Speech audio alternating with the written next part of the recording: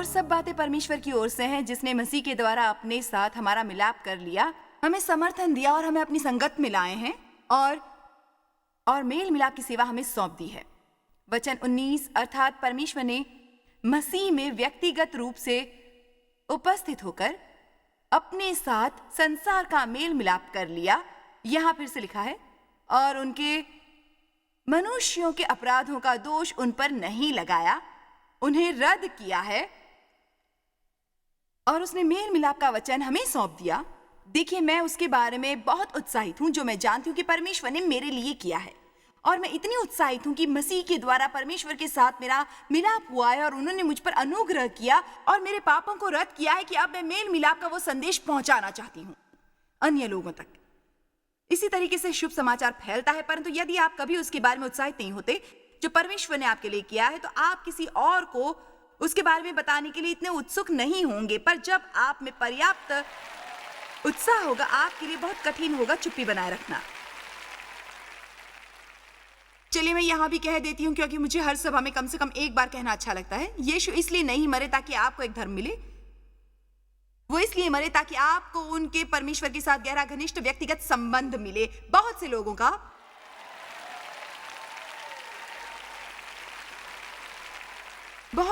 का इतना हारा हुआ महसूस करने का एक कारण यह है कि कई बार, हर बार नहीं पर कई बार, धार्मिक संस्थाएं आपको कायदे कानूनों का ढेर देती है जिनकी आपको पालना करनी होती है। ये करो, वो करो, ये करो, वो करो, ये करो, वो करो, ये करो, वो करो, ये मत करो, वो मत करो, यहाँ जाओ, वहां मत जाओ, ये अच्छा नहीं, वो अच्छा नहीं, वगैरह वगैरह। और आप बहुत व्यस्त हो जाते हैं बाहरी कामों में और हर काम असफल होते हैं, इसलिए आप प्रतिदिन और दुखी होते हैं।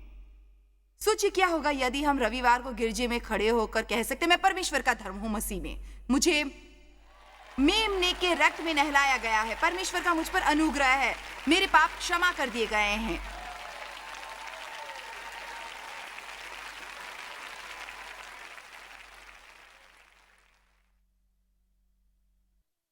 वचन 30-20, 2 कुरिन्थियों 5:20, सो हम मसीह के राजदूत हैं। हालेलुया। मानो परमेश्वर हमारे द्वारा समझाता है, हम मसीह के व्यक्तिगत प्रतिनिधि के तौर पर मसीह की ओर से निवेदन करते हैं कि उस अलौकिक अनुग्रह को ग्रहण करो जिसे प्रस्तावित किया गया है और परमेश्वर के साथ मेल मिलाप कर लो। सो आज मैं आपके पास उसी संदेश के साथ आई हूं जो पौलुस ने रोमियो को दिया था। मेरा आपसे निवेदन है कि मसीह के साथ मेल मिलाप कर लो। मेरा निवेदन है कि उस पर विश्वास करो जो बाइबल में लिखा है। यह विश्वास करो कि आपके कर्ज रद्द कर दिए गए हैं और परमेश्वर आपसे क्रोधित नहीं है। आपको दोष और अपराध के अधीन रहने की आवश्यकता नहीं है। आपके अतीत को आपके भविष्य पर हावी होने की आवश्यकता नहीं है। मैं आपको लापरवाह जीवन जीकर पकड़ में न आने का तरीका नहीं बता रही। मेरा मतलब, मैं उन लोगों से बात कर रही हूं जो परमेश्वर से प्रेम करते हैं और प्रतिदिन जितना संभव हो उत्तम करने की कोशिश करते हैं, पर उस पर सबके बीच हम में गलतियां होती रहती हैं। वे कहते हैं, मेरा निवेदन है कि उस अनुग्रह को ग्रहण करो जिसे मुक्त सौगात के रूप में प्रस्तावित किया गया है और परमेश्वर के साथ मेल मिलाप कर लो। आपको ऐसी बातें सोचनी चाहिए जैसे, परमेश्वर मुझे प्रेम करते हैं, वे मुझसे क्रोधित नहीं हैं। परमेश्वर की मेरे जीवन के लिए एक बहुत अच्छी योजना है। मैं परमेश्वर के साथ सही स्थिति में हूं। आप बहुत उत्साहित होंगे, आप परमेश्वर की उपस्थिति अनुभव करेंगे। आप और स्पष्ट रूप से जानने लगेंगे जब परमेश्वर आपसे निकट रहे होंगे। अब मेरे सबसे पसंदीदा वचनों में से एक वचन 21, उसने हमारे लिए जो पाप से अज्ञात था, उसी को उसने हमारे लिए वास्तविक पाप ठहराया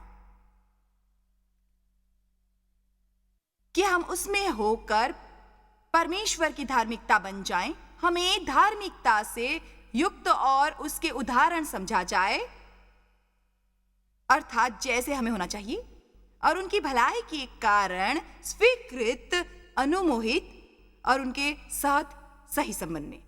अब सच यह है कि आप शायद सभी कुछ सही कर रहे हो, पर परमेश्वर के वचन की सच्चाई तथ्यों को रद्द करती है। दुनिया तथ्यों के साथ उलझी रहती है। मेरे पास कुछ है जो तथ्यों से महान है। मेरे पास सत्य है। आमीन। मेरे विचार से इसके बारे में बहुत उलझने हैं।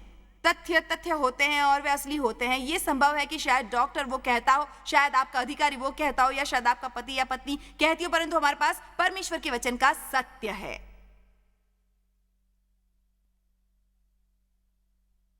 आपकी पहचान आपके कामों पर आधारित नहीं है। आपके द्वारा बुरा व्यवहार करने पर बेशक परमेश्वर उसके बारे में हमसे निपटेंगे, पर उससे हमारी पहचान नहीं बदलती। यदि मेरा कोई बच्चा कुछ गलत करे तो भी वो मायर ही रहेगा, और यदि आप कुछ गलत करेंगे, आपके पिता होने के कारण वे आपके साथ काम करते रहेंगे, आपको सही व्यवहार सिखाते रहेंगे। सभी कुछ उस पर है, हमारे कामों पर नहीं। बाइबल के अनुसार हमने आसानी से आदम द्वारा पाप को स्वीकार किया। हमें ये समझने में समस्या नहीं होती, ओ हाँ, आदम ने उसे मेरे हवाले किया और मैंने उसे स्वीकार किया, मैं पापी हूं। किसी को इससे समस्या नहीं होती। पर फिर जब बाइबल कहती है कि एक मनुष्य के द्वारा हमने पाप स्वीकार किया, तब क्यों एक मनुष्य यीशु मसीह के द्वारा धार्मिकता नहीं स्वीकार कर सकता? हमारे लिए क्यों इतना आसान है आदम से पाप स्वीकार करना, परंतु मसीह से धार्मिकता स्वीकार करना बहुत कठिन है।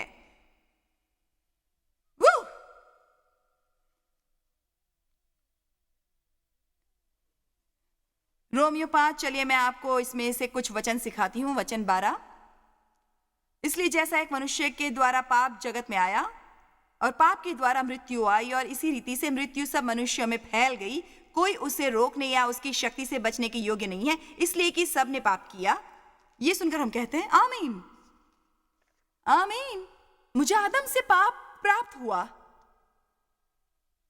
वचन 15, पर जैसा अपराध की दशा है वैसे अनुग्रह के वरदान की नहीं। मनुष्य के पतन की तुलना में उनका अनुग्रह बहुत अधिक है, क्योंकि जब एक मनुष्य के अपराध, चूक, नियमोल्लंघन से बहुत लोग मरे, तो परमेश्वर का अनुग्रह और उसका जो दान एक मनुष्य के अर्थात यीशु मसीह के अनुग्रह से हुआ, बहुत तेरे लोगों पर अवश्य ही अधिकाई से हुआ, उनके हित के लिए। उसके बाद वे फिर से वचन 17 में कहते हैं, क्योंकि जब एक मनुष्य के अपराध के कारण मृत्यु ने उस एक ही के द्वारा राज्य किया, तो जो लोग परमेश्वर का अनुग्रह और धर्म रूपी वरदान बहुतायत से पाते हैं, जो उन्हें उनके साथ सही स्थिति में लाता है, अब सुनिए, वे अवश्य ही अनंत जीवन में राज्य करेंगे।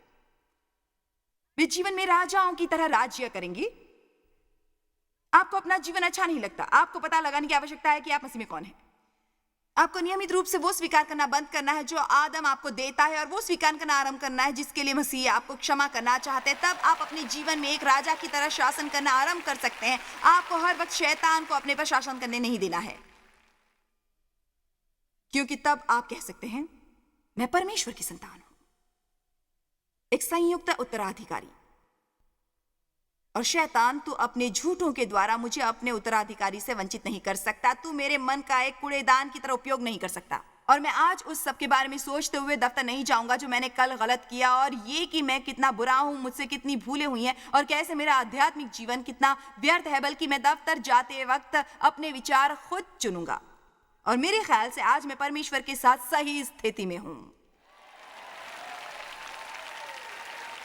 मैं परमेश्वर के साथ सही स्थिति में हूं। यदि आपसे कोई भूल हुई है तो उसका पश्चाताप करके कबूल कीजिए, परमेश्वर मैंने ऐसा किया है, मैं शर्मिंदा हूं, मुझे माफ कर दीजिए।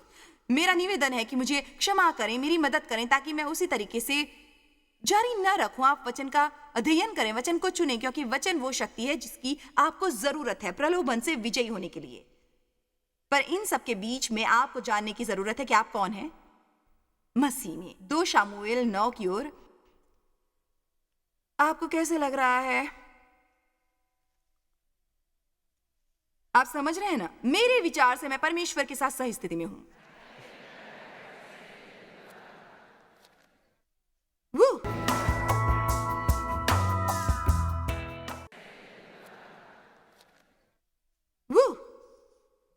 बिल्कुल ठीक, मैं जानता हूं मैं परमेश्वर के साथ सही स्थिति में हूं।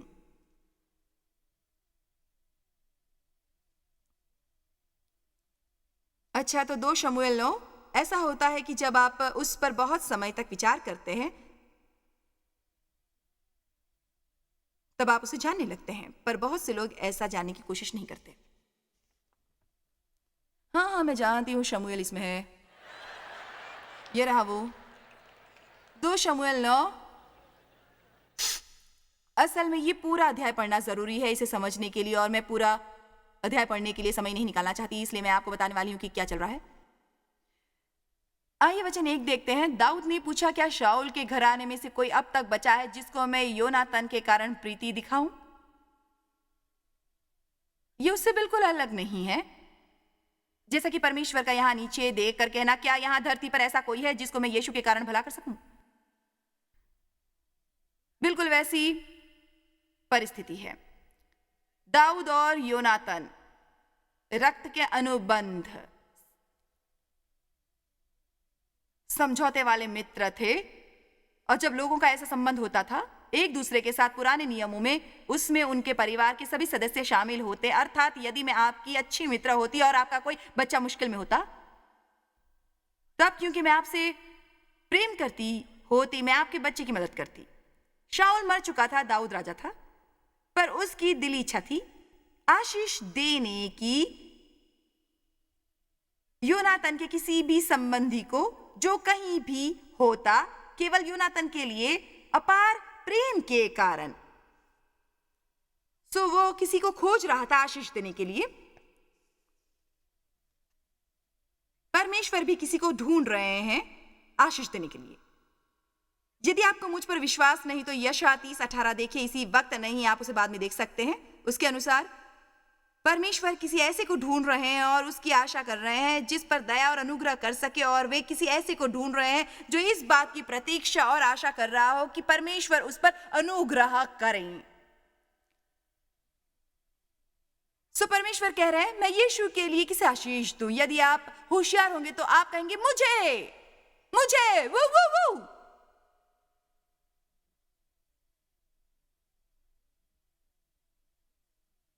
पर मैं आपसे बिल्कुल सच कह रही हूं, ऐसे निर्भय लोग बहुत कम हैं जो ये कर सकें, क्योंकि हम बहुत संतुष्ट होते हैं चिथड़े पहनकर और मेज के नीचे रेंग कर गिरे हुए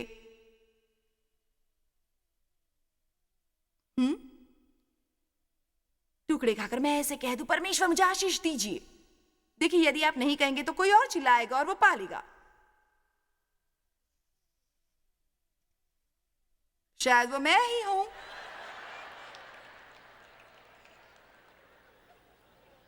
उसके बाद उसे पता चला कि योनातन का एक मपीबोशेत नामक पुत्र था। मुझे खुशी है कि मेरा वो नाम नहीं है।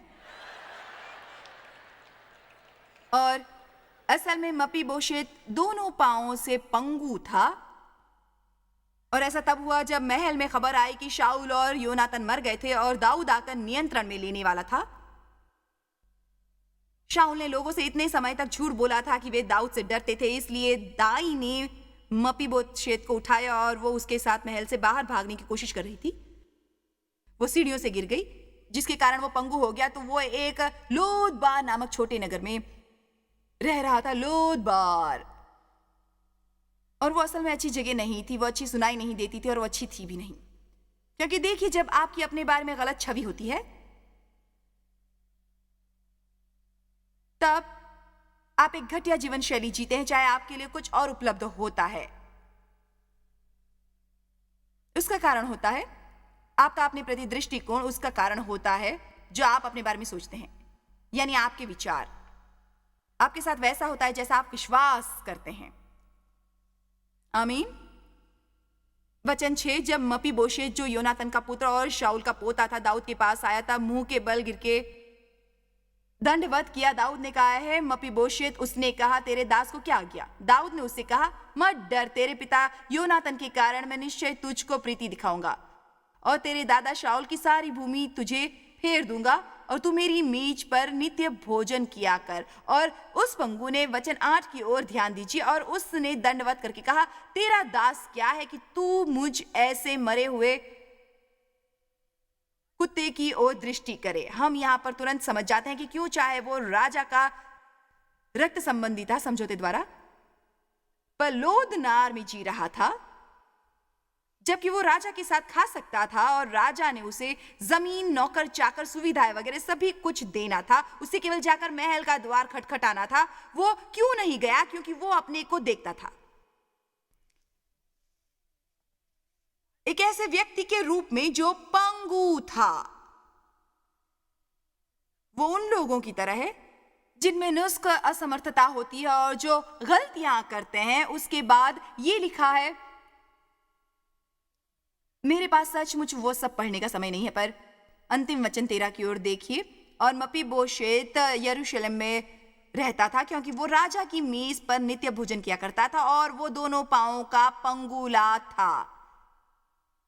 इसका क्या अर्थ है? मैं राजा की मेज पर खा सकती हूं, चाहे मुझ में अभी भी कुछ नुस्ख हैं और मेरे व्यक्तित्व में कुछ विचित्र बातें हैं और अभी भी कई बार मैं अपने मुंह के कारण मुश्किल में पड़ जाती हूं, पर फिर भी मैं क्रोधित होती हूँ और अभी भी कई बार मैं वैसी सहनशील और स्नेही नहीं होती जैसे मुझे होना चाहिए। या जब मैं थोड़ी स्वार्थी बनती हूँ, मैं परमेश्वर से मुझे क्षमा करने का निवेदन करके उससे ठीक बात जाकर राजा की मेज पर बैठ सकती हूँ खाना खाने के लिए। मैं जीवन में राजा की तरह शासन कर सकती हूँ क्योंकि परमेश्वर मेरे दिल को जानते हैं कि मैं सच्ची हूँ और मैं वैसी नहीं रहना चाहती, मैं बदलना चाहती हूँ। मैं परमेश्वर के साथ सही स्थिति में हूं। अब वो दूसरी बात जिसके बारे में मैं आज आपसे बात करना चाहती हूं, एक तरीका जिससे आपको सोचना चाहिए, उद्देश्यपूर्वक। सब लोग कहिए उद्देश्यपूर्वक। वो है, मैं डर के सामने झुकूंगा नहीं। मैं डर के सामने झुकूंगा नहीं। हमें यह पहले से ही समझना चाहिए कि डर ने कभी पूर्णता गायब नहीं होना है। जब बाइबल हमें कहती है कि परमेश्वर ने हमें डर का आत्मा नहीं दिया, इसका यह अर्थ नहीं कि आपको कभी डर नहीं लगेगा। सच तो यह है कि जब परमेश्वर ने बाइबल में बहुत से लोगों से कहा डरो मत, डरो मत, डरो मत, वे बुनियादी तौर पर उनसे वो कह रहे थे, उन्हें शर्त या डर महसूस होगा जब उन्होंने मूसा को जिम्मेदारी दी, मूसा का काम करने की ओर, वादे के देश की ओर इजरायलियों की अगुवाई करने की। उन्होंने कहा डर मत, साहसी बन, शक्तिशाली बन, वचन में रहे, नियमों की पुस्तक को अपने मुंह से अलग होने न दे, बल्कि दिन रात उस पर ध्यान लगा। तुम्हें केवल डरना नहीं है, बहुत साहसी बन। बुनियादी तौर पर वे उसे कह रहे थे तुम्हें आगे बढ़ते रहना है, चाहे तुम्हें जैसा भी महसूस हो। तुम जानते हो मैं तुम्हें क्या करने को कह रहा हूं। तुम्हें एक के बाद एक दूसरा कदम उठाते रहना है और आगे बढ़ते रहना है, क्योंकि डर शब्द का अर्थ है भाग जाना या किसी से दूर भागना। डर शब्द का अर्थ थरथराना, कांपना, मुंह सूखना या घुटनों का जवाब दे जाना नहीं।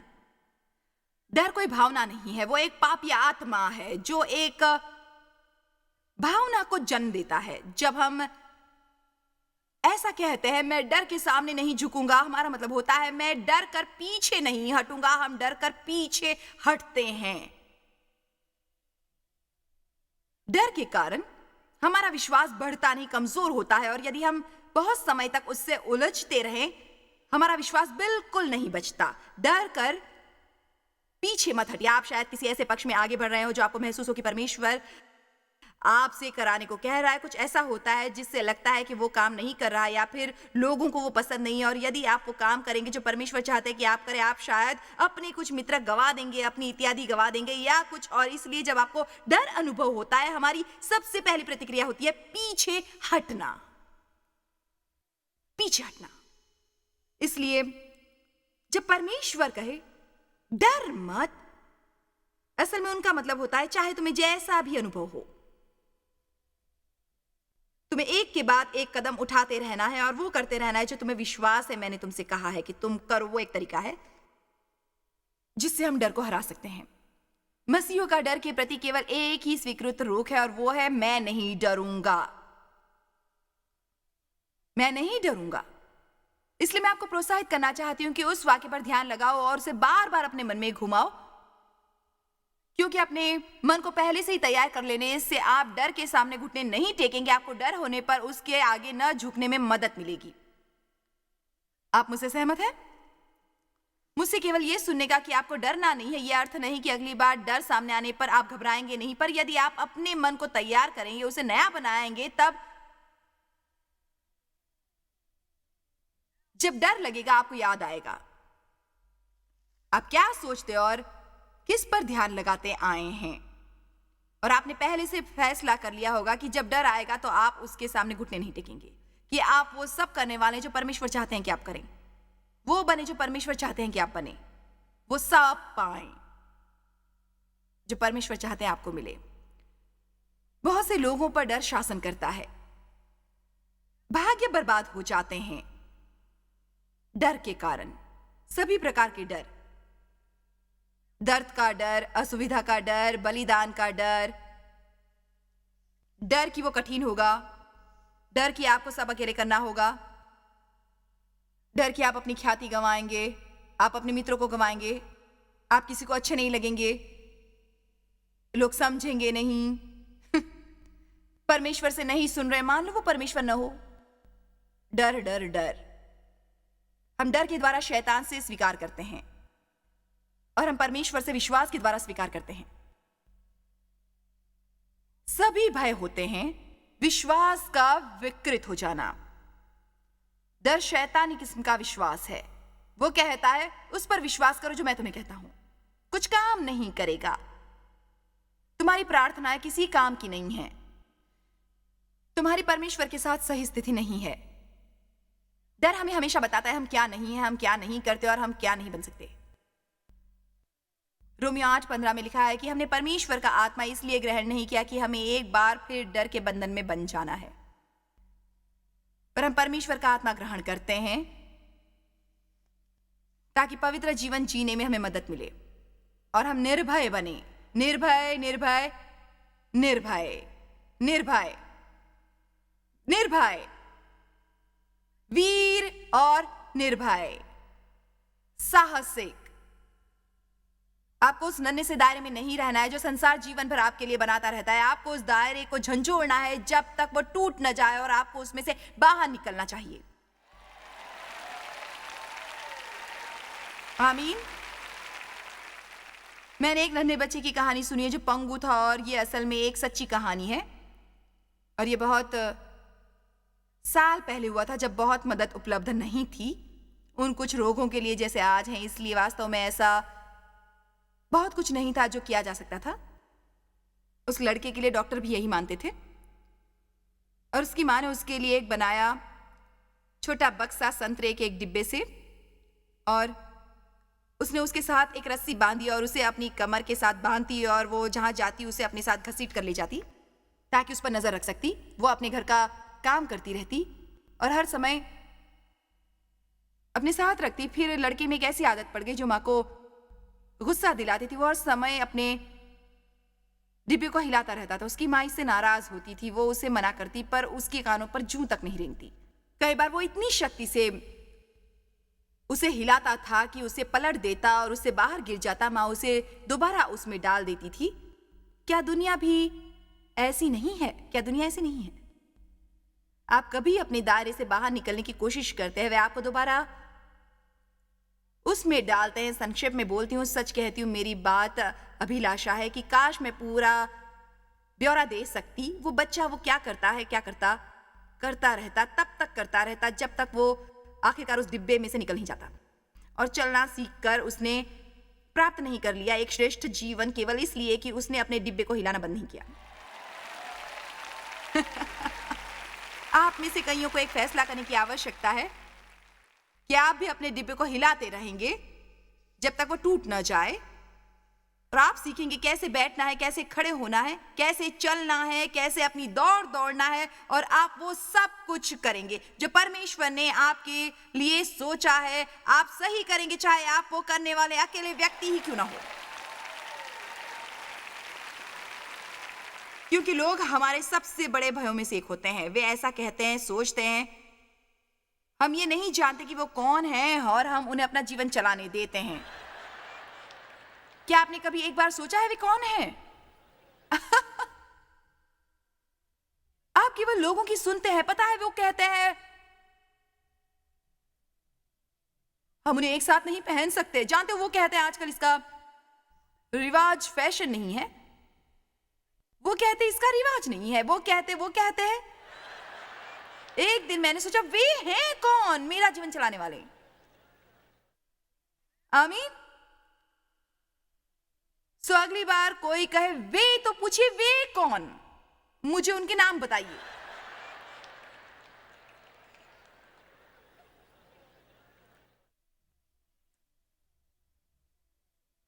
सोचने का नया तरीका। मैं परमेश्वर के साथ सही स्थिति में हूं और मैं डर के सामने झुकूंगा नहीं।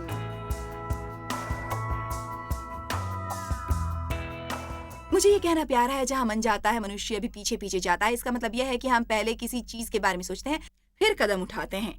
इसलिए हमें उद्देश्यपूर्वक कुछ बातें करनी चाहिए और जो भी हमारे मन में आए उसे सोचना बंद करना चाहिए। आप अपने जीवन की दिशा बदल सकते हैं उद्देश्यपूर्वक सोचकर, न कि केवल वही सोचते रहने के जो भी आपके दिमाग में आता रहता है हमेशा आपके जीवन में। कृपया ये मदद प्राप्त करें जिसकी आपको आवश्यकता है। सही तरीके से सोचना सीखें ताकि आपका जीवन बदल सके।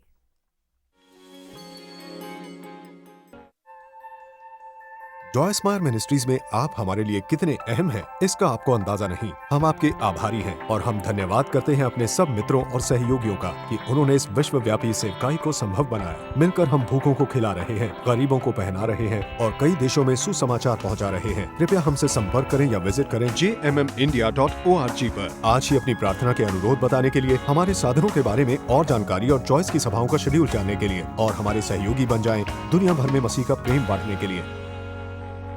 ये कार्यक्रम जॉय स्माइल मिनिस्ट्री के मित्रों और पार्टनर्स द्वारा प्रायोजित है।